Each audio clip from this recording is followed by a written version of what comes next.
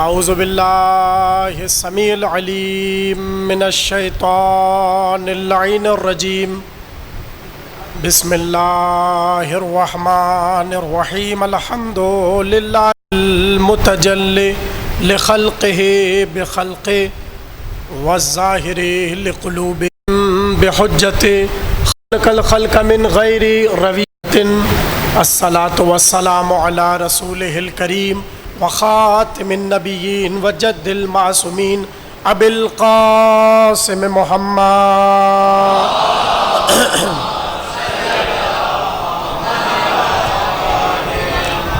وآلہ الطیبین الطاہرین المعصومین الذین اذہب اللہ عنہم الرجس وطہرہم تطہیرا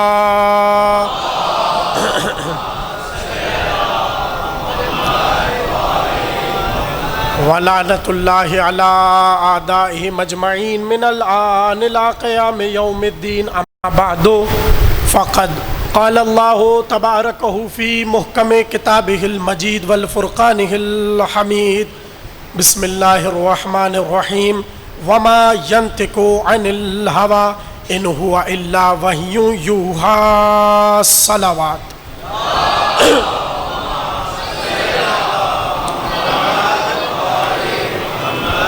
ایک بار اور مل کے بلند آواز میں صلوات پڑھیے۔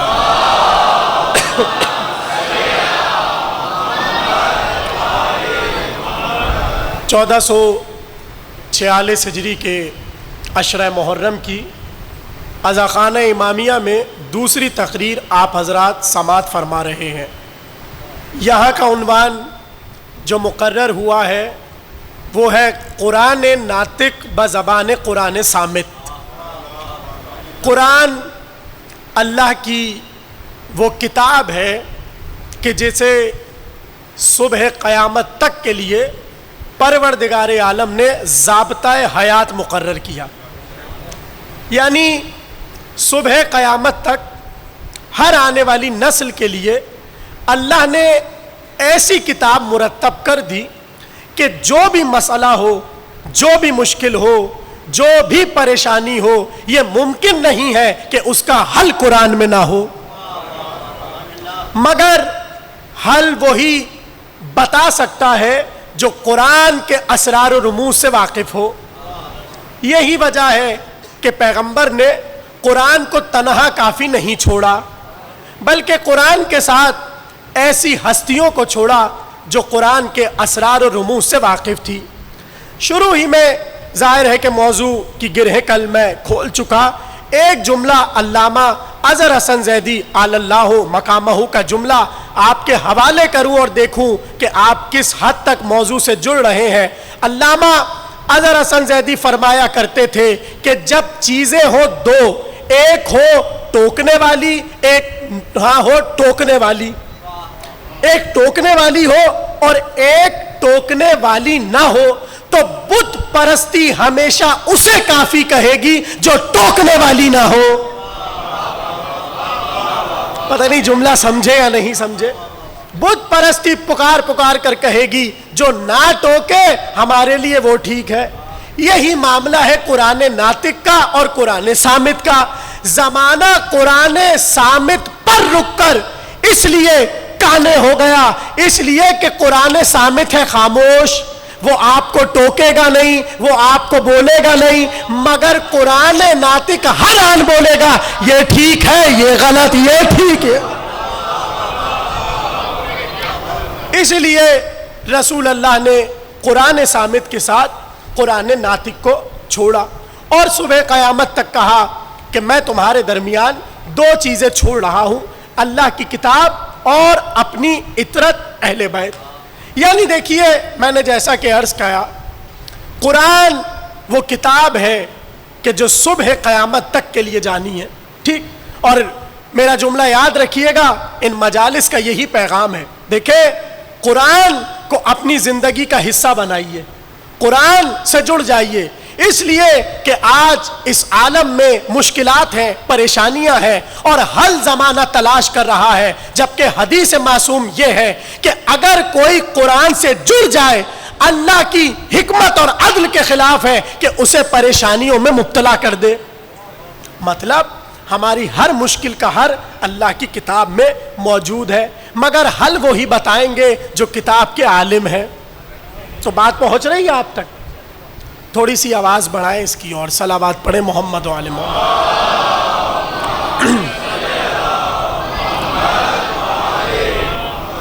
قرآن صبح قیامت تک جانے والی کتاب. اب میں آپ سے ایک سوال کروں. قرآن وہ کتاب ہے جس میں ہر خصوصیت ہے.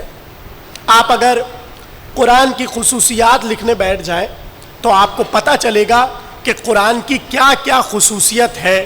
مثلا قرآن کی ایک خصوصیت یہ ہے کہ اللہ نے اس کی محافظت کا ذمہ لیا ہے، اور اس نے کہا کہ نحن نزلنا الذکر وَإِنَّ لَهُ لَحَافِظُونَ.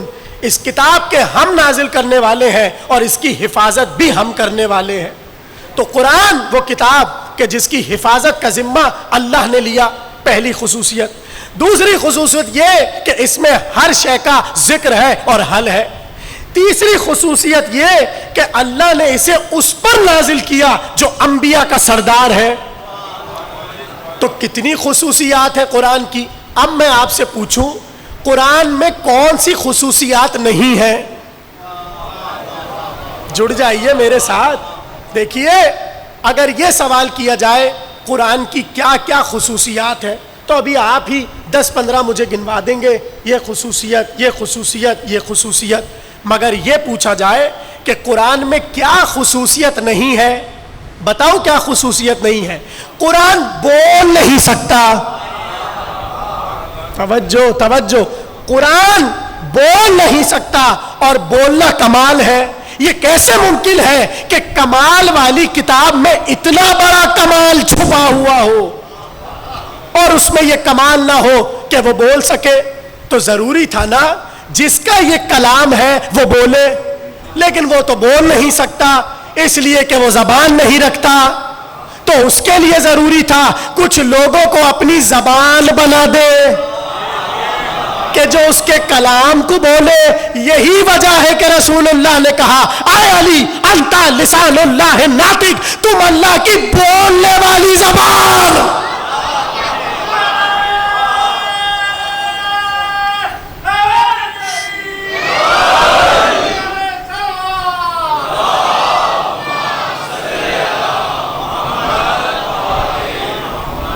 اے علی تم اللہ کی بولنے والی زبان ہو. گویا اب اگر آپ کو کلام سمجھنا ہے تو اس کے ذریعے سمجھے جو بول رہا ہے. اب دیکھیے کل تک تو ہم نے ساری باتیں اپنی کی اور کچھ اہل سنت کی بھی کی. یہ مت سمجھیے گا کہ صرف ہمارے یہاں ہے کہ علی قرآن ناطق ہے، بلکہ اہل سنت کے ہاں بھی یہ بات رائج ہے کہ علی قرآن ناطق ہے. سننا چاہتے ہیں؟ کہتے سنی علماء کی ایک بہت بڑی مجلس لگی ہوئی تھی، اس میں بحث چھڑ گئی علی افضل کے قرآن افضل. یہ اہل سنت علماء کے درمیان بحث چھڑ گئی علی افضل کے قرآن افضل. ایسے میں مجلس کے جو لکھنے والے ہیں اور جن کی ملفوظات ہیں، مقابیس المجالس کتاب کا نام، وہ ہے خواجہ غلام فرید. وہ مجمع میں بیٹھے ہوئے جو سب سے خطرناک مولوی تھے ان کو انہوں نے پکڑ لیا اور کہا یہ بتاؤ کہ تمہارا اس بارے میں کیا عقیدہ ہے علی افضل کہ قرآن افضل؟ تو انہوں نے فوراً سے حدیث ثقلین سنا دی جو کل میں آپ کو سنا چکا. مگر اس میں جیسا کہ میں نے عرض کیا کہ بہت طریقوں سے حدیث آئی ہے، تو جب حدیث بہت طرح آئی ہے تو کہیں کہیں لفظ بدلے ہوئے ہیں. ایک جگہ حدیث ثقلین میں لفظ ہے احدہما اکبرو یا اعظمو من الآخر، ان میں پہلا دوسرے سے افضل ہے. انہوں نے غلام خواجہ فرید نے مولوی غلام رسول کو چھیڑا اور چھیڑ کر کہنے لگے ذرا یہ تو بتاؤ اس بات سے تم کیا سمجھتے ہو، اور عنوان ہے کہ علی افضل کہ قرآن افضل. تو مولوی صاحب کہنے لگے یہ سیدھی سیدھی بات ہے، سیدھی سیدھی بات ہے. اللہ کے نبی نے فرمایا ان میں پہلا دوسرے سے افضل ہے، یعنی قرآن اہل بیت سے افضل اور اہل بیت قرآن سے افضل. اب دیکھیے کتنی عجیب بات ہے. بھئی یہ تو نہیں ہو سکتا نا ایک ہی افضل ہوگا، یہ کون سی بات ہو گئی؟ یہ ان سے افضل وہ ان سے افضل. تو یہ تو کوئی جواب ہی نہیں ہے. انہوں نے کہا قرآن اہل بیت سے افضل, اہل بیت قرآن سے افضل. ایک بار انہوں نے کہا آپ کی بات سے ہم سمجھے نہیں, آپ کہنا کیا چاہ رہے ہیں؟ کہ دیکھیے سیدھی سیدھی بات ہے, اہل بیت قرآن سے افضل, قرآن اہل بیت سے افضل, بات ختم. غلام خواجہ فرید نے کہا نہیں, ابھی تو بات شروع ہوئی ہے, ابھی بات ختم نہیں ہوئی, ابھی تو بات شروع ہوئی ہے. کہ آپ کہنا کیا چاہ رہے ہیں؟ کہا میرا عقیدہ یہ ہے علی افضل ہے قرآن سے. اب مولوی غلام رسول نے کہا آپ کیسے کہہ سکتے ہیں کہ علی قرآن سے افضل ہے؟ انہوں نے فوراً سے کہا کیا تم نے علی کا یہ جملہ نہیں سنا, انا کتاب اللہ ناطق و ھذا کتاب اللہ صامت. یہ خاموش کتاب ہے, میں بولتی ہوئی کتاب ہوں, تو جو بولتا ہو وہ خاموش سے افضل ہوتا. یہ اہل سنت علماء لکھ رہے ہیں مقابیس المجالس میں. انہوں نے جملہ اٹھایا علی کا کہ علی نے کہا انا کتاب اللہ ناطق و ھذا کتاب اللہ صامت. یہ اللہ کی خاموش کتاب ہے, میں اللہ کی بولتی ہوئی کتاب ہوں, تو جو بولتا ہے وہ خاموش سے افضل ہوتا ہے. مگر کیا کیا جائے مولوی حضرات کا؟ انہوں نے جیسے یہ جملہ سنا انہوں نے کہا نہیں آپ کی بات میں وزن نہیں ہے. کہا اچھا اگر وزن نہیں ہے تو تم اشکال کرو, تم اعتراض کرو تاکہ ہم جواب دیں. کہا دیکھیے نا, اگر آپ کہہ رہے علی قرآن سے افضل ہے تو ایک مشکل ہے. کہا کیا مشکل ہے؟ کہا مشکل یہ ہے کہ اللہ کا کلام یعنی قرآن اللہ کی صفت ہے, اس میں اللہ کی صفت ہے, اس لیے یہ علی سے افضل ہوگا. بھائی سمجھے دیکھیے اللہ کی کچھ صفتیں ہیں, میں ابھی سمجھاتا ہوں تفصیل سے. انہوں نے کہا قرآن چونکہ کلام ہے اللہ کا اور کلام اللہ کی صفت ہے, اس لیے قرآن علی سے افضل ہے. تو اب مولانا غلام رسول کو جلال آ گیا اور انہوں نے مولوی غلام رسول کو ڈانٹ کر کہا خبردار, قرآن میں اللہ کی ایک صفت ہے جسے صفت کلام کہتے ہیں, علی کے اندر اللہ کی ساری صفتیں.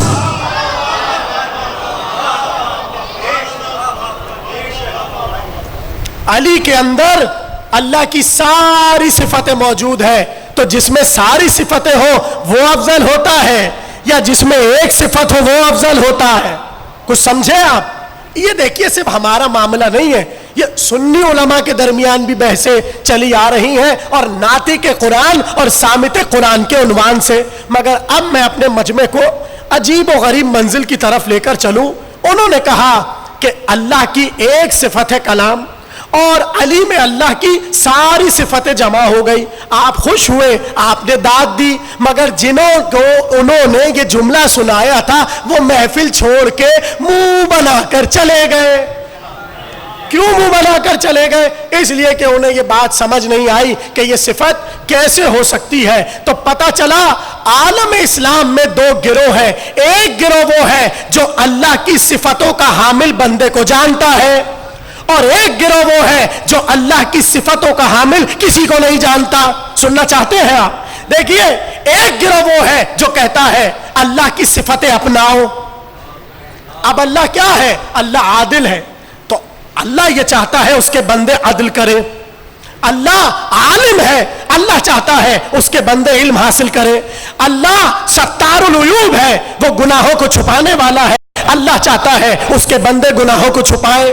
مگر ایک گروہ ایسا ہے وہ کہتا ہے اللہ کی کوئی صفت وفت اپنا نہیں سکتا, یہ سب فضول باتیں ہیں, یہ سب جھوٹ ہے. تو اس کا مطلب یہ ہے جو یہ کہہ رہا ہے کہ اللہ کی صفت بندے نہیں اپنا سکتے, وہ کہنا یہ چاہ رہا ہے سب ظالم بن جاؤ, اس عدل کرنا اللہ کا کام ہے, تمہارا کام نہیں ہے. بھائی بات پہنچی تو بولیے. یعنی وہ گروہ یہ کہنا چاہ رہا ہے اللہ عالم ہے اور علم کمال اللہ کا ہے, تمہیں یہ حیثیت نہیں اور تمہاری اوقات نہیں کہ تم علم حاصل کر سکو, اس لیے تم جاہل رہ جاؤ. چلیے آہستہ سے ایک جملہ کہہ دوں, اللہ کی صفت ہے حی, زندہ. تو اب اگر اللہ کی صفت ہم نہ اپنائیں تو کیا مر جائے؟ کچھ کہہ رہا ہوں, توجہ. یعنی پتہ یہ چلا کہ اللہ کی جتنی صفتیں ہیں اللہ چاہتا ہے کہ بندہ اپنائے، تو کوئی تو فرق ہونا چاہیے کہ بندہ بندہ لگے، اللہ اللہ لگے۔ تو اللہ کی صفتوں میں بندوں تک آنے میں بس ایک باریک سا فرق ہے۔ اگر بندہ عالم ہے اللہ بھی عالم ہے، بندہ بھی عادل ہے اللہ بھی عادل ہے، بندہ بھی صفتوں کا حامل ہے اللہ بھی صفتیں رکھتا ہے۔ فرق کیا ہے؟ فرق یہ ہے کہ اللہ صفتوں کا بنانے والا ہے، بندہ حاصل کرنا۔ تو اب میرا جملہ ضائع نہ کیجئے گا، یعنی یہ پورا مجمع بیٹھ کر اگر اللہ کی صفتوں کو اپنا لے تو یہاں شرک نہیں ہوتا۔ اگر علی اللہ کی صفات اپنا لے زمانے کو موت۔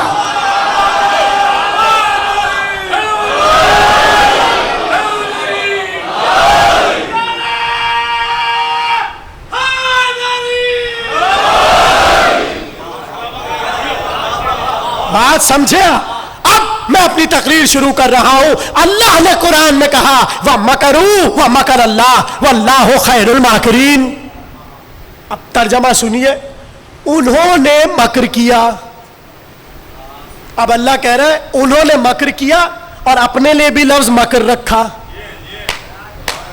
اب دیکھیں صفت مکر، کہنے لگا ان لوگوں نے مکر کیا۔ کنہوں نے؟ مشرکین مکہ نے۔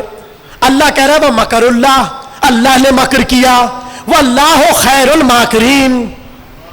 دیکھیں مجھے معاف کیجئے گا، مجھے پہلے بظاہر ترجمہ کرنے دیں پھر میں سمجھاتا ہوں۔ اللہ کہہ رہا ہے انہوں نے بھی مکر کیا، ہم نے بھی مکر کیا، اور ہم سے بڑا مکار کوئی نہیں ہے۔ ترجمہ بظاہر تو یہی ہے، لیکن اب یہاں پہ نزاکت ہے۔ جب برا لفظ آئے تو وہ بندوں کے لیے ہوگا، جب اچھا لفظ ہو تو وہ اللہ کے لیے ہوگا۔ تمام علماء شیعہ سنی نے لکھا جب مکر کا لفظ لوگوں کے لیے آئے تو وہاں مطلب دھوکہ اور فریب ہوگا، اور جب اللہ کے لیے آئے تو وہاں مطلب تدبیر ہوگا۔ اللہ کو آپ معاذ اللہ مکار نہیں کہہ سکتے، اللہ کے لیے لفظ تدبیر رکھا جائے گا۔ اب سوال یہ ہے اللہ کن کے ساتھ تدبیر کر رہا ہے اور کون اللہ کے ساتھ مکر کر رہے ہیں؟ تو لکھا سب نے یہی ہے کہ جب وہ پلاننگ کر رہے تھے اب تو ابو طالب رہے ہی نہیں، اب ہم جیسے چاہیں محمد کو قتل کر دے، محمد کو ختم کر دے، تو فوراً سے پروردگار عالم نے بڑھ کر کہا خبردار ابو طالب کے بعد تمہارا مکر نہیں چلے گا، اس لیے کہ ابو طالب کے بعد ہماری دوسری تدبیر کا نام علی ابن ابی طالب۔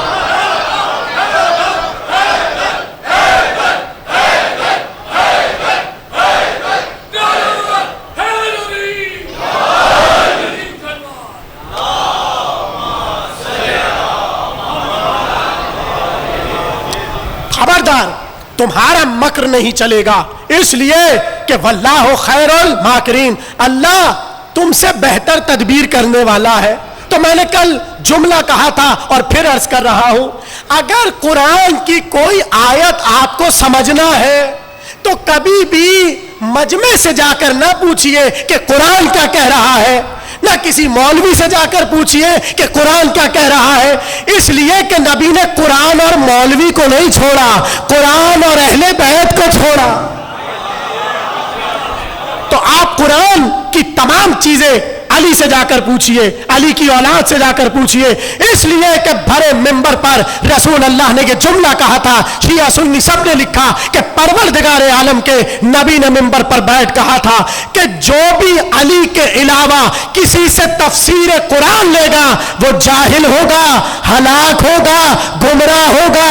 یہی وجہ ہے کہ بڑے بڑے لوگ جانتے تھے کہ اگر علی کے بغیر کسی سے بھی تفسیر لی تو ہم ہلاک ہو جائیں گے، اس لیے تو جملہ کہا کہ اگر علی نہ ہوتے ہم ہلاک۔ باتیں سمجھیں باتیں۔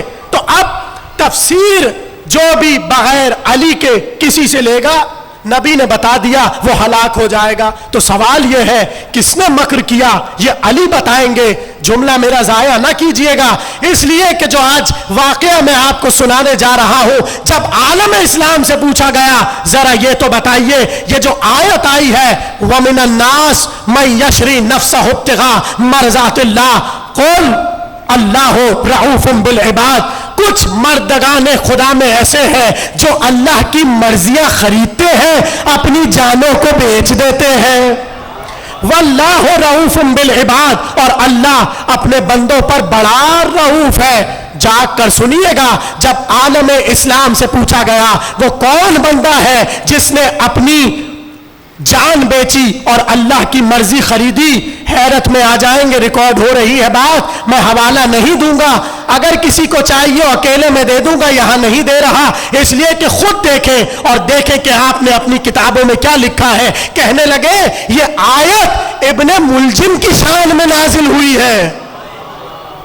کچھ حیرت ہوئی آپ کو؟ دیکھیں قرآن صامت، قرآن ناطق. کہنے لگے یہ جو آیت ہے کہ کچھ بندے ایسے ہیں جو اپنی جان کا نذرانہ پیش کر کے اللہ کی مرضی خریدتے ہیں، یہ آیت ابن ملجم کے لیے نازل ہوئی ہے. اب پتہ چلا زمانے والوں سے تفسیر لینے کا انجام کیا ہے. کہنے لگے یہ آیت ابن ملجم کے لیے نازل ہوئی. تو سوال یہ ہے یہ آیت کس کے لیے نازل ہوئی؟ تو آیت سمجھنے سے پہلے اہل بیت نے بیک گراؤنڈ بتایا کہ پہلے یہ سمجھو کہ وہ مکروا مکر اللہ واللہ خیر الماکرین. اس میں کیا راز چھپا ہوا ہے؟ ان کا مکر یہ تھا کہ آج رات کو 40 جوان تیار کیے جائے جو خاموشی سے محمد کے گھر پر کودے اور انہیں قتل کر دے. اور یہ سب کہاں سے انہوں نے سیکھا اور ڈر ختم ہوا؟ اس لیے کہ اب ابو طالب نہیں رہے. تو یہ مکر تھا ان کا کہ آج محمد کو قتل کریں گے. مگر اللہ اپنی تدبیر کر رہا تھا. ایک بار جبریل کو بھیجا اور بھیج کر کہا اے محمد علی کے سپرد ہم یہ کام کر رہے ہیں اور علی سے کہہ دو آج بستر پر لیٹنا ہے. نبی نے بلایا علی کو اور بلا کر کہنے لگے اے علی اللہ کا یہ پیغام ہے، بتاؤ تم کیا کہتے ہو؟ پلٹ کر علی نے کہا یا رسول اللہ بس اتنا بتا دیجئے کیا میرے سونے سے آپ کی جان بچ جائے گی؟ آپ کی جان بچ جائے گی؟ پلٹ کر رسول نے کہا ہاں علی میرے بستر پر سونے سے میری جان بچ جائے گی. فوراً سے یہ جملہ سنتے ہی علی نے شکر کا سجدہ کیا. توجہ، اب دیکھیے میں کیا کروں، میں کس اذیت سے مجلس پڑھ رہا ہوں یہ مولا جانتے ہیں. اس لیے کہ اتنا یہ مائک میری آواز کھینچ رہا ہے کہ جو میں بول رہا ہوں نا یہ سب کچھ کھینچ رہا ہے، یہ مجھے کہیں کا نہیں چھوڑے گا مجھے لگ رہا ہے. صلوات پڑھیے آپ لوگ محمد علیہ. 5 منٹ ہے ادھر مائک والے صاحب، 5 منٹ ہے، اسے ٹھیک کرو ورنہ اسے ہٹا دو.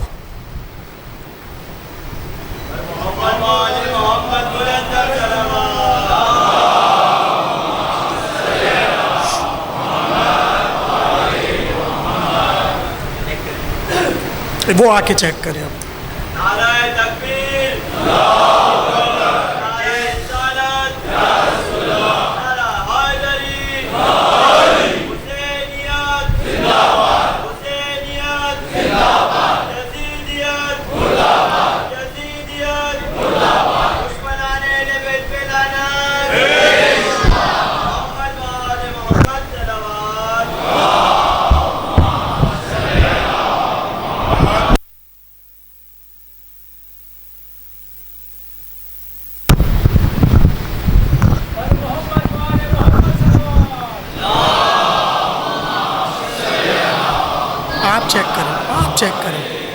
آپ چیک کریں، آپ بولیں.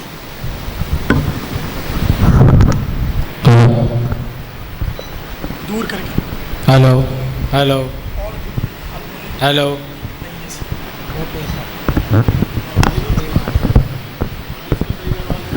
آپ لوگوں کو بھی مشکل ہو رہی ہے نا سننے میں.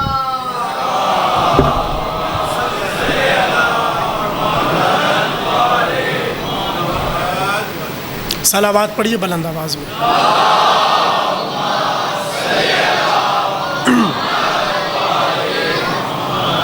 توجہ ہے آپ کی میرے ساتھ؟ تو پروردگار عالم نے کہا کہ اے حبیب علی کو بلاؤ اور ان سے پوچھو کہ تمہارے بستر پر علی لیٹیں گے. بلایا پیغمبر نے اور پوچھا اے علی آج شب ہمارے بستر پر لیٹنا ہے. تو اب یہاں پر جیسے ہی علی کو پتہ چلا کہ میرے لیٹنے سے نبی کی جان بچ جائے گی, کہتے علی فوراً سجدے میں چلے گئے. اور یہاں شیعہ سنی علماء نے لکھا یہ کائنات کا پہلا سجدہ شکرانہ ہے. یہ کائنات کا پہلا سجدہ شکرانہ ہے, یعنی اس سے پہلے روئے زمین پر آج تک کسی نے شکر کا سجدہ نہیں کیا تھا. ہاں علی نے پہلا شکر کا سجدہ کیا. اب میں جملہ آپ کے حوالے کر رہا ہوں, عجیب حدیث سناؤں. پیغمبر کی یہ حدیث ہے, جو جس چیز کی سب سے پہلے بنیاد رکھتا ہے اور پھر بعد میں جب بھی وہ چیز دہرائی جاتی ہے تو بانی اس میں شریک ہوتا ہے. بولے بولے بولے, بانی اس میں شریک ہوتا ہے. پتہ کیسے چلا؟ نبی نے کہا سنو, روئے زمین پر سب سے پہلا قتل قابیل نے کیا, اس لیے اب جب بھی دنیا میں قتل ہوتا ہے سارا عذاب قاتل کے ساتھ ساتھ قابیل کو بھی ملتا ہے. تو یہ معیار دے کر بتا دیا اب روئے عالم پر جتنے سجدہ شکر ہوتے رہیں گے اس کا سارا ثواب ابو طالب کے بیٹے, سارا ثواب ابو طالب کے. حالانکہ علی کو ہمارے ثواب وواب کی ضرورت نہیں ہے, لیکن پھر بھی سب کچھ سارا کریڈٹ علی ابن ابی طالب کو جا رہا ہے. میں نے کبھی اسی ممبر سے ایک جملہ کہا تھا, وہ پھر مجھے یاد آ گیا, اگر کہے تو آپ کے حوالے کر دوں. علی نے شکر کا سجدہ کیا تو کائنات میں بعد رسول علی سے بڑا کوئی ساجد نہیں ہے. لیکن پتہ نہیں اب آپ اگلا جملہ کیسے سنیں گے. دیکھیے وراثت تو سمجھتے ہیں نا آپ, وراثت ایک ہوتا ہے اچھا وارث, ایک ہوتا ہے برا وارث. اچھا وارث وہ ہوتا ہے جو وراثت کو بڑھائے, برا وارث وہ ہوتا ہے جو وراثت کو برباد کر دے. باپ دادا کسی کو اپنا وارث بنا کر گئے تھے اور 2 زمینیں تھی, اس نے بڑی محنت کی 2 سے 2000 کر لی, یہ اچھا ہے کہ برا؟ اور ایک وہ تھا کہ جس کو باپ دادا نے 2000 زمینیں دی اور اس نے ایک بھی نہیں چھوڑی, یہ ہے برا وارث. اب ذرا کربلا کو سمجھیے, کربلا کے بن میں ہمیں 2 وارث نظر آئے. ایک یزید تخت پر بیٹھا وارث کسی کا بنا تھا, اور ایک وارث وہ تھا جو تخت کے سامنے کھڑا تھا. اب یہ دونوں وارث پہنچے میدان حشر میں. یزید جن کا وارث بنا تھا, جب ان کے لوگوں نے پوچھا اے یزید تو نے ہماری وراثت کا کیا کیا, تو یزید نے کہا کیا بتائے, جو تمام محنتیں کر کے آپ نے ہمیں یہاں تک بٹھایا تھا ہم نے وہ کام کیا کہ خود بھی لعنت پڑوا رہے ہیں, آپ کو بھی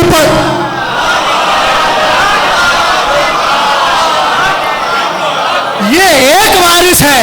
یعنی دیکھیے بہت توجہ, جس نے یزید کے لیے زمینہ فراہم کیا اور یزید کو تخت پر بٹھایا, جب بھی یزید پہ لعنت پڑے گی جتنے پیچھے کنیکشن بنائے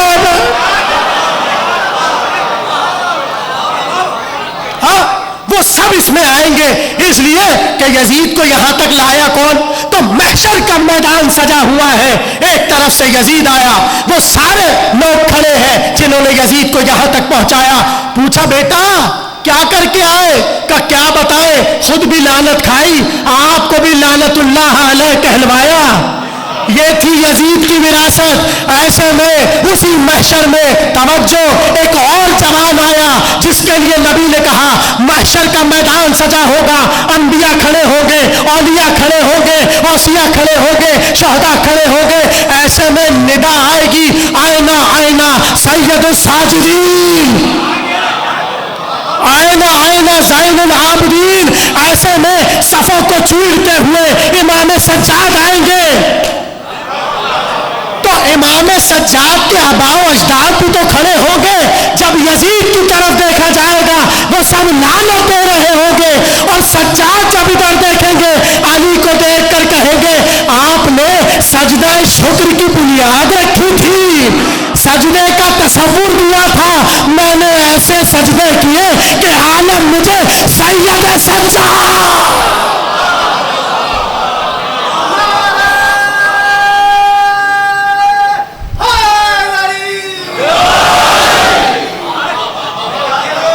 عالم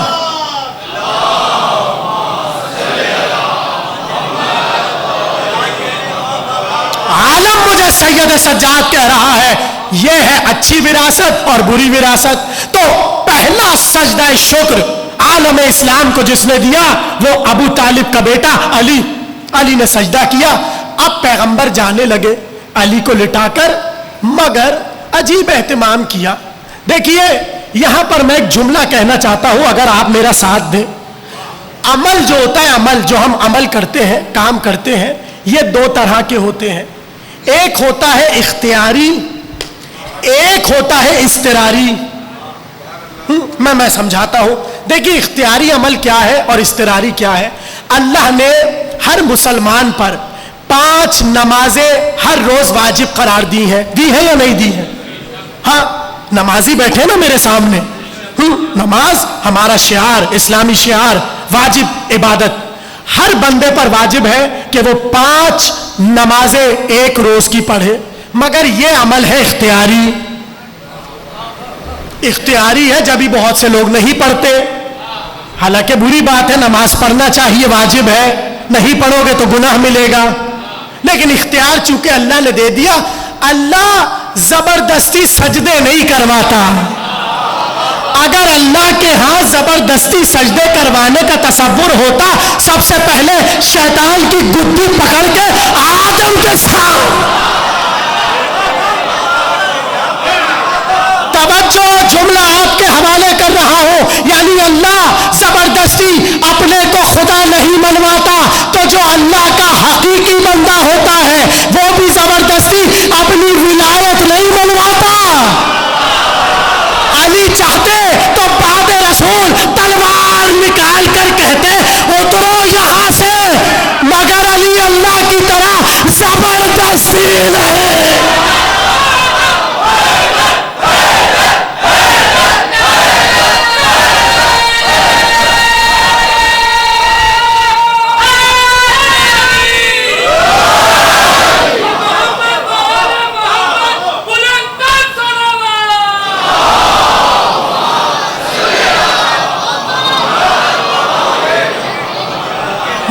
نہیں, زبردستی نہیں ہوگا.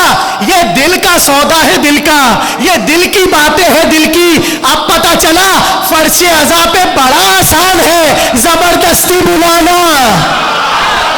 نہیں, یہ تو عشق حسین کا سودا ہے. حسین بلاتے نہیں ہیں, عاشق چلے.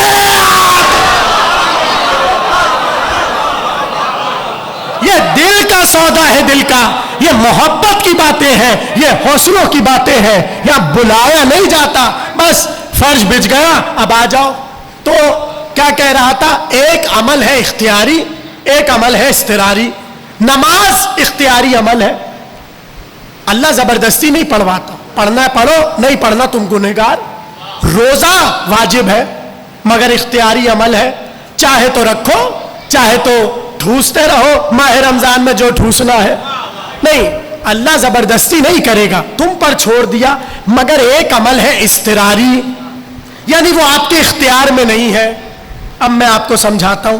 فرض کیجئے بچہ بیٹھا ہے, اس سے میں کہوں بیٹا اڑ جاؤ, اڑو, اڑ کے ادھر آ کر کھڑے ہو جاؤ. تو پلٹ کے کہے گا قبلہ کیا ہو گیا, مائک کی وجہ سے آپ کا دماغ خراب ہو گیا. ہاں, یہ آپ کیا بات کر رہے ہیں کہ کھڑے ہو جاؤ, اڑ جاؤ اور ادھر آ کے معلق ہو جاؤ, ٹھہر جاؤ. قبلہ یہ عمل اضطراری ہے, یہ میں نہیں کر سکتا. اختیاری عمل انسان کر سکتا ہے, اضطراری نہیں کر سکتا. اچھا پھر ایک اور جملہ کہوں, ابھی میں پورے مجمع سے کہوں سو جائیے, سب پلٹ کے کہیں گے ارے کیسے سو جائے, یہ اضطراری عمل ہے، اختیاری تھوڑی ہے. لاکھ سونے کی کوشش کرے، نیند آئے نہ آئے. نبی نے علی سے کہا نم علی فراشی، بستر پہ سو جاؤ. کتنا آسان تھا علی کے لیے کہنا یا رسول اللہ ہمیں نیند نہیں آ رہی، مگر علی نے تو کہا اس رات جیسی نیند آئی پھر کبھی.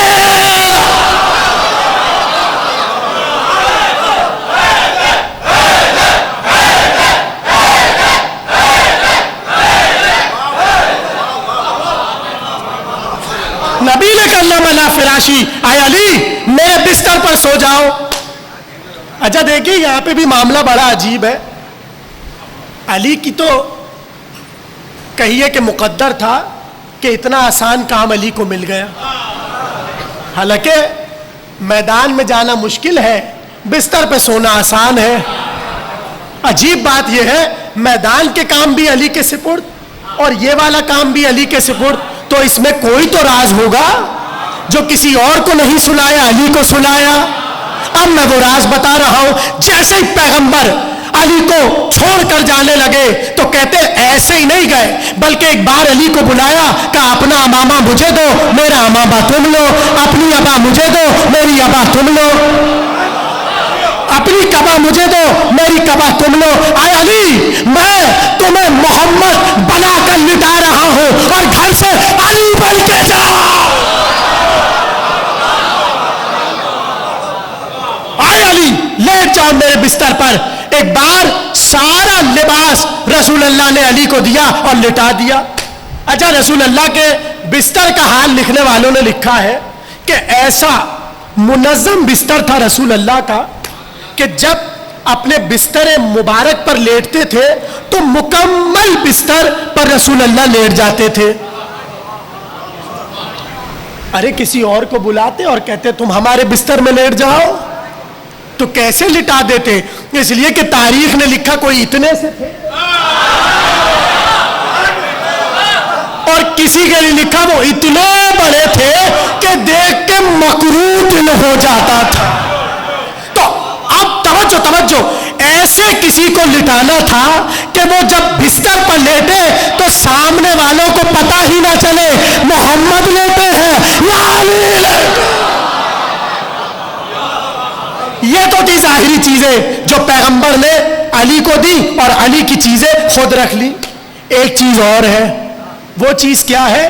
وہ ہے اندرونی چیز اور اسے کہتے ہیں خوشبو.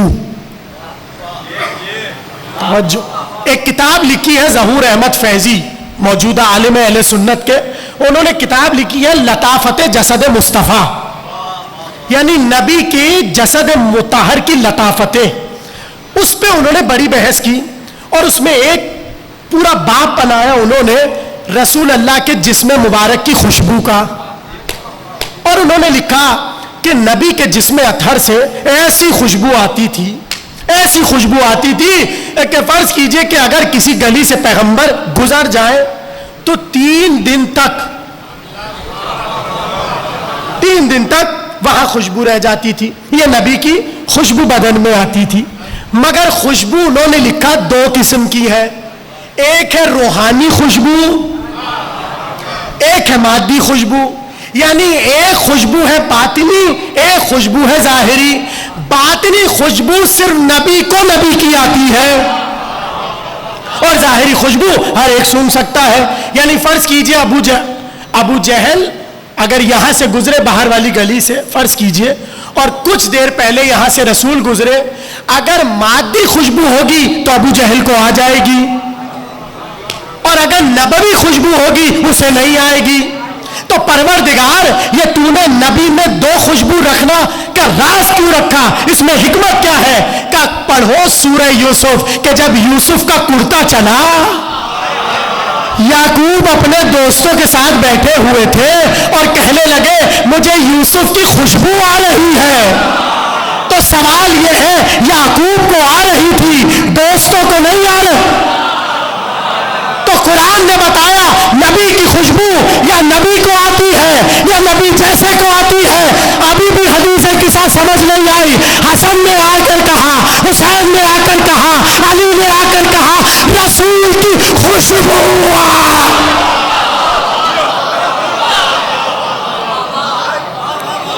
یہ ہے نبوی خوشبو، اور ایک ہے نارمل خوشبو، مادی خوشبو جو ہر ایک کو آتی ہے۔ تو اب میرا جملہ ضائع نہ کیجئے گا، علی جب بستر پر لیٹے ہوئے ہیں، ظاہر ہے نبوت کی جو خوشبو ہے وہ تو نہیں دے سکتے، وہ نبوت سے مخصوص ہے۔ اب جو نبی کی مادی خوشبو ہے، لباس کے ساتھ ضروری ہے کہ نبی وہ بھی علی کو دے، کیوں؟ تاکہ جب وہ حملہ کرنے آئے خوشبو سے پہچان جائے یہ تو محمد ہی لیٹے ہوئے ہیں، یہ محمد لیٹے ہوئے ہیں، اس لیے کہ خوشبو بتا رہی ہے۔ تو اب رات بھر سارے جوانوں نے نبی کے گھر کا محاصرہ کیا ہے، اور سب کے ہاتھ میں ننگی تلواریں ہیں اور منتظر ہے کہ اندر جائے اور حملہ کر دے۔ ایسے میں یہ تو تھا زمین کا قصہ، علی لیٹ گئے، نبی چلے گئے۔ یہ قصہ اللہ نے آسمان پہ فرشتوں کو دکھایا اور کہا آؤ ذرا نیچے دیکھو۔ بلایا اللہ نے، جو دو بڑے بڑے فرشتے تھے، ایک جبرائیل ایک میکائیل، دونوں آ گئے۔ اللہ نے کہا وہ نیچے دیکھو کیا ہے؟ کہا ہاں یہ تو علی سو رہے ہیں۔ اللہ نے کہا اچھا ٹھہرو، یہ بتاؤ جبریل کہ اگر ہم تمہیں ایک بات کہیں تو تم مانو گے؟ کہا پروردگار کہہ تو کیا کہنا چاہتا ہے؟ کہا پہلے ٹھہرو یہ بتاؤ جبریل ہم نے تمہیں میکائیل کا کیا بنایا؟ کہا بھائی۔ میکائیل تمہیں ہم نے جبریل کا کیا بنایا؟ کہا بھائی۔ اب اللہ کا دیکھیے سوال، اللہ نے کہا یہ اہل سنت کے بہت بڑے امام غزالی نے اپنی کتاب احیاء العلوم میں لکھا، حوالے محفوظ رکھیے گا۔ اللہ نے کہا جبریل یہ بتاؤ تمہیں میکائیل کا بھائی بنایا، میکائیل کو تمہارا بھائی بنایا، اگر میں تم دونوں سے یہ کہوں کہ ایک اپنی عمر دوسرے کو دے دے تو کیا کرو گے؟ فرشتے تھے نا، فوراً سے کہنے لگے یہ بتا یہ عمل اختیاری ہے کہ اضطراری؟ یعنی یہ ہمیں تو دے رہا ہے اجازت کہ ہم اپنی مرضی استعمال کریں یا تیرا حکم ہے؟ اس لیے کہ اگر تیرا حکم ہے تو ہمیں عمریں دینی پڑیں گی، لیکن اگر یہ تیری طرف سے ہم پر چھوڑا گیا تو پھر ہماری مرضی، ہم دیں یا نہ دیں۔ نہیں دیکھیے، جب تک میں آپ کو ایک اور بات نہ بتاؤں آپ کو لطف نہیں آئے گا۔ آپ کو پتا ہے جبریل کی عمر کیا ہے؟ اگر کسی کو پتا ہے تو مجھے بتائے، چلے میں بتاتا ہوں۔ اہل سنت کی رسول کی بڑی سیرت لکھنے والے سیرت الحلبیہ میں لکھتے ہیں، اور روایت ہے حضرت ابو ہریرہ سے، اور اب روایت سنیے تاکہ میں آپ کو سمجھاؤں کہ میں کیا کہنا چاہ رہا ہوں۔ ایک بار رسول اللہ نے جبریل سے ایک سوال کیا، کہا جبریل یہ تو بتاؤ تمہاری ایج کیا ہے؟ جبریل تمہاری عمر کیا ہے؟ کہا یا رسول اللہ عمر تو ہمیں یاد نہیں ہے، مگر ایک بات ہمیں یاد ہے وہ بتا دیتے ہیں۔ کہا بتاؤ کیا؟ کہ یہ جو اللہ کے حجابات ہیں عالم اوہو میں، اس کا جو چوتھا حجاب ہے ادھر ہر 70,000 برس بعد ایک تارا چمکتا ہے۔ توجہ، ہر 70,000 برس بعد ایک تارا چمکتا ہے، وہ تارا میں 72,000 بار چمکتے ہوئے دیکھ چکا۔ اب ذرا سوچئے کہ جبریل کی عمر کیا ہے۔ ارے اگر ہمیں اتنی عمر مل جائے ہم تو جی کے عاجز ہو جائیں اور اللہ سے کہے بہت جی لیا موت دے دے۔ اتنی عمر جبریل نے کر لی۔ اللہ کہہ رہا ہے جبریل یہ بتاؤ اگر ہم کہیں کہ اپنی عمر میکائیل کو دے دو؟ جبریل نے کہا یہ تیرا حکم ہے، یہ اختیار ہے؟ اللہ نے کہا یہ تمہارا اختیار ہے۔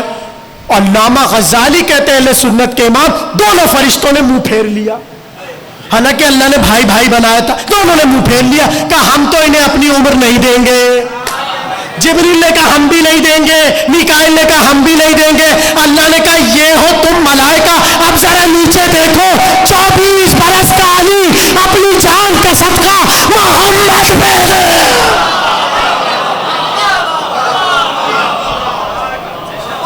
یہ تمہاری عمریں ہیں، وہ ذرا نیچے دیکھو۔ اب جیسی فرشتوں نے دیکھا، اللہ نے کہا ٹھہرو، جاؤ جا کے مبارکباد دو علی کو، اور علی کو بتاؤ کہ علی اللہ تم پر فرشتوں کے سامنے فخر کر رہا ہے، تم تم پر اللہ فرشتوں کے سامنے فخر کر رہا ہے۔ ایسے میں دونوں فرشتے چلے اور پہنچے علی کے پاس۔ لکھا یہ ہے کہ جبریل علی کے سر کی طرف کھڑے ہوئے، میکائیل علی کے پیروں کی طرف کھڑے ہوئے، اور آ کر جبریل نے ایک جملہ کہا، بخن بخن من مثلک یا ابن ابی طالب، مبارک ہو آئے ابو طالب کے بیٹے، تیرا مثل کون ہے؟ اب یہاں پر رکی اور حیرت میں آئیے، قرآن کی آیت ہے، کمثل شیء لیس کمثل شیء وہو علی کل شیء قدیر۔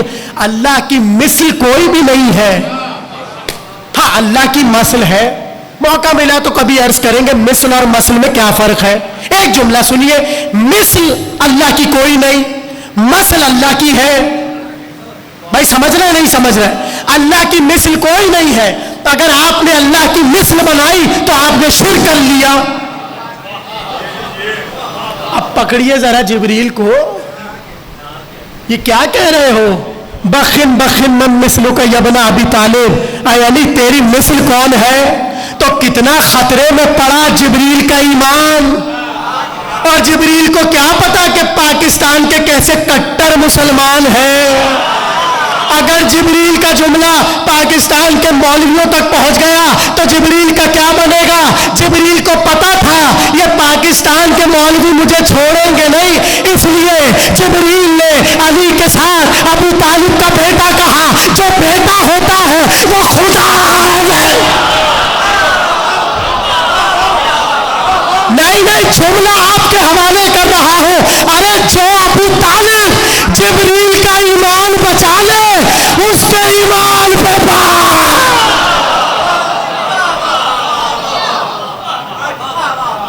جبریل کا ایمان بچا لیا ابو طالب نے، اور فوراً سے کہنے لگے مم مثلو کا یبنا ابی طالب، اے ابو طالب کے بیٹے تیرا مثل کون؟ بس بھائی ختم ہو گئی آج کی تقریر۔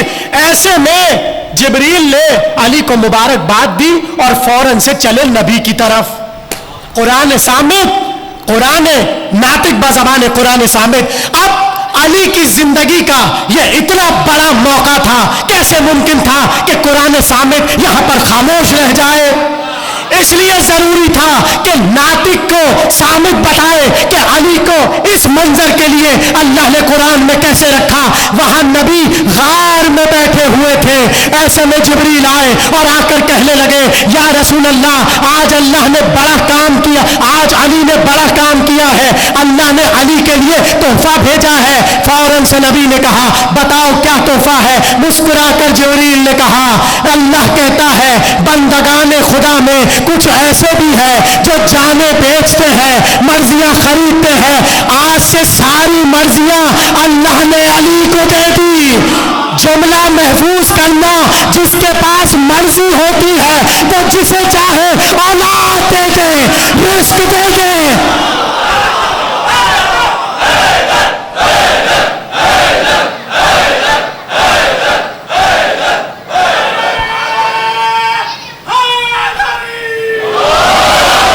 ختم ہو گئی تقریر۔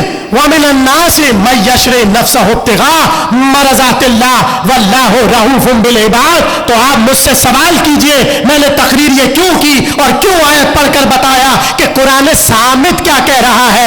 اس لیے کہ بہت سے لوگ قرآن کے گلے پہ ہاتھ رکھ کر اس آیت کو ابن ملجم کی شان میں بیان کر رہے ہیں، مگر جبھی تو نبی نے کہا تھا میں دو چیزیں چھوڑ کر جا رہا ہوں، قرآن اور اہل بیت۔ خبردار جو بھی قرآن سے دشمن اہل بیت کی تعریف کو ثابت کرے اس سے بڑا جھوٹا کوئی نہیں۔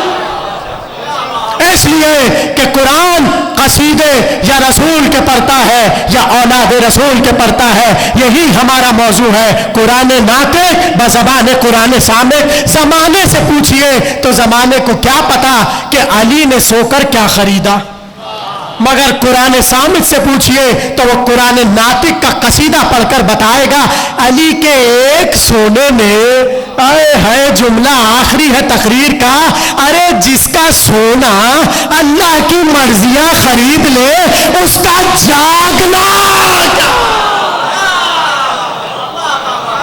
ختم ہو گئی تقریر۔ اور ایسے میں پیغمبر غار سور سے نکلے اور چلے مدینہ منورہ کی طرف، مگر کہتے ہیں جیسے ہی مدینے پر پہنچے ٹھہرے رہے اور کہا جب تک علی نہ آ جائے میں مدینے میں قدم نہیں رکھوں گا، اس لیے کہ میرا اتنا بڑا کام علی کر کے آ رہے ہیں، میں بغیر علی کیسے مدینے میں داخل ہو جاؤں۔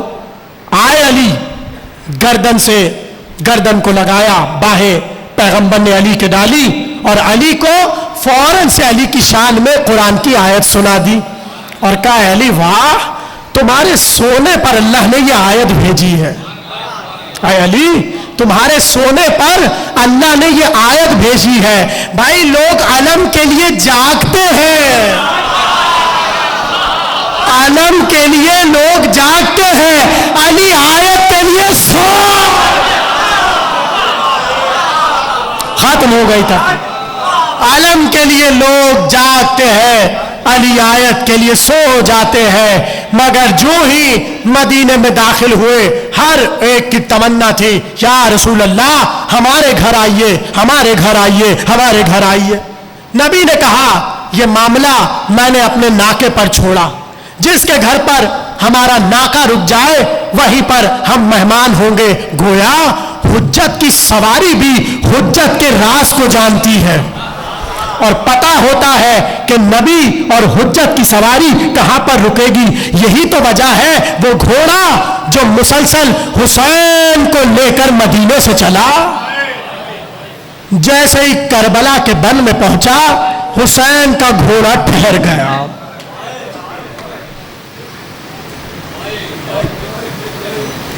آپ کی ہائے بلند ہو گئی۔ آج 2 محرم ہے اور پتہ ہے نا آج ہی کے دن حسین کربلا پہنچے۔ جیسے ہی ذوالجنا حسین کا گھوڑا کربلا کے بن میں پہنچا ایک بار ٹھہر گیا۔ حسین نے کہا عباس سواری بدلو۔ دوسرا گھوڑا تیار ہوا مگر گھوڑا آگے نہیں بڑھتا۔ ہم نے علماء سے یہی سنا ہے 7 گھوڑے حسین نے بدلے مگر کوئی گھوڑا اس بن سے آگے بڑھنے کو تیار نہ تھا۔ حسین نے کہا عباس ذرا اس قریے والے سے پوچھو کہ اس زمین کا نام کیا ہے۔ حسین جانتے ہیں کیا ہے مگر حسین کچھ سمجھانا چاہتے ہیں۔ بلایا گیا لوگوں کو، پوچھا گیا اس زمین کا نام کیا ہے۔ کسی نے کہا اسے ماریا کہتے ہیں، کسی نے کہا اسے غازریہ کہتے ہیں، کسی نے کہا اسے نینوا کہتے ہیں۔ ایک بوڑھا دور سے حسین کو جاتا ہوا نظر آیا کہ عباس اس ضعیف کو بلا کر لاؤ۔ جیسے ہی ضعیف حسین کے سامنے آیا کہا بتاؤ کیا اور نام بھی ہے اس زمین کا؟ رو کر کہنے لگا اسے کربلا کہتے ہیں۔ اللہ اکبر! لو جس زمین کا حسین منتظر تھا اس زمین پہ حسین کا قافلہ پہنچ گیا۔ ایک بار حسین نے کہا اے عباس بنی اسد کی یہ زمین ہے، بلاؤ بنی اسد والوں کو اور قافلے والوں کو ٹھہرا دو۔ حکم حسین تھا، ناکوں کو روکا گیا، شہزادیوں کو اتارا گیا، خیموں کو نصب کیا گیا۔ ایسے میں بنی اسد کے قافلے والے آ گئے۔ جیسی آئے حسین نے بنی اسد والوں کو دیکھا اور کہنے لگے ہم تم سے یہ زمین خریدنا چاہتے ہیں۔ جیسے یہ جملہ سنا ایک بار بنی اسد والے رونے لگے اور کہنے لگے فرزند رسول یہ زمین نبیوں کے لیے نہیں ہے، یہ زمین اولاد نبی کے لیے نہیں ہے، اس لیے کہ یہ کرب کی زمین ہے، یہ بلا کی زمین ہے، اس پر کوئی بھی نبی راحت کی سانس نہ لے سکا، یہ بڑی کرب و چین کی بے چینی کی سرزمین ہے۔ حسین نے کہا اے بنی اسد والو اب تو حسین صبح قیامت تک اس زمین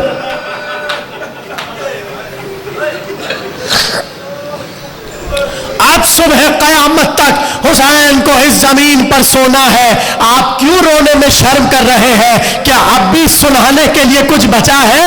حسین کربلا پہنچ گئے، رونے آئے ہو نا سب تو گریہ کرو، گریہ ہی کے لیے تو زہرا بی بی نے مانگا ہے آپ سب کو۔ ایک بار حسین نے بنی اسد سے کہا ہم تمہاری یہ زمین خریدنا چاہتے ہیں، ابھی باتیں ہو رہی تھی، زمین خرید لی گئی، اتنے میں فضہ دوڑتی دوڑتی آئی، مرزا دبیر کہتے ہیں ایک بار فضہ دوڑتی دوڑتی آئی اور رو کر کہا آقا آپ کی بہن زینب کہتی ہے اگر زمین خرید لی اسے علی اکبر کے نام پہ کر، میرے علی اکبر کے نام قبالہ لکھ دیا جائے، اس لیے کربلا کو جاگیر علی اکبر کہتے ہیں۔ حسین نے علی اکبر کے نام پر اس زمین کو خریدا، خرید چکے حسین، مگر ایک بار بنی اسد والوں سے کہا لو ہم نے خریدا، اکبر کے نام کیا، مگر اب ہم تمہیں اکبر کا صدقہ دے رہے ہیں، ہم تمہیں ہبہ کر رہے ہیں، مگر 3 شرطیں ہیں حسین کی، بس انہیں پورا کر لینا۔ کہا مولا کہیے کیا شرط ہے؟ کہا سنو 10 محرم کو ہمارے جوانوں کے لاشیں پڑے ہوئے، میرے گھر کو اس بن میں کاٹ دیا جائے گا، سنو جب مقتل میں ہمارے لاشیں پڑے ہو تم آنا اور ہمیں دفنا جانا، یہ تھی پہلی شرط۔ دوسری شرط یہ ہے اگر بھٹکے بھولے کوئی میرا زائر میری قبر کی طرف آئے اسے بتا دینا یہ مظلوم کی قبر ہے۔ شاباش، یہ ہے گریے کا حق، ابھی تو رونا ہے آپ کو، اب ہے جملہ قیامت کا۔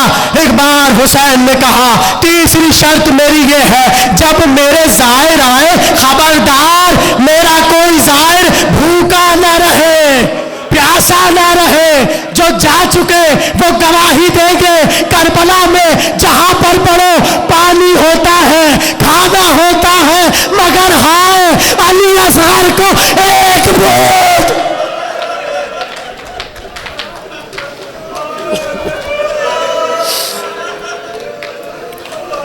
آخری جملے، علی اصغر کو ایک بوند پانی نہ ملا۔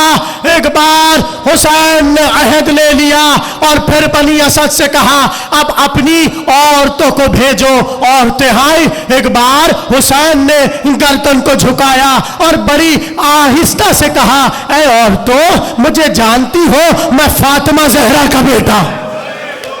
کیا مظلومیت ہے حسین، اے بنی اسد کی عورتوں میں خدیجۃ الکبریٰ کا نواسا ہوں، سنو میں زینب کا بھائی ہوں، اگر تمہارے مرد لشکر یزید کے خوف سے ہمیں دفنانے نہ آئے تم پانی پینے کے بہانے آنا ہماری لاشوں میں۔ اللہ اکبر۔ ایک بار حسین نے عورتوں سے کہا اب اپنے بچوں کو بھیجو، چھوٹے چھوٹے سے بچے آئے، چھوٹے چھوٹے سے بچے آئے۔ حسین نے اپنے زانیوں پر بچوں کو بٹھایا، آنکھوں میں ٹپکتے ٹپکتے آنسو تھے اور بچوں کو حسرت سے حسین نے دیکھ کر کہا اے بچوں اگر تمہارے ماں باپ خوف دعا سے ہمارے لاشوں کو دفنانے نہ آئے تم کھیلتے کھیلتے آنا، کھیلنے کے بہانے ہماری لاشوں پر مٹی ڈال کر چلے جانا۔ کتنا ارمان تھا فاطمہ کے لال کو تھوڑی سی مٹی میرے لاشے پر، مگر ہائے گھوڑے تیار ہوئے حسین کے لاشے پر، ٹکڑے ٹکڑے۔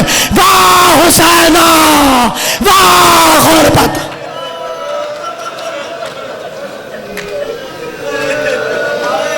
ماتم حسین۔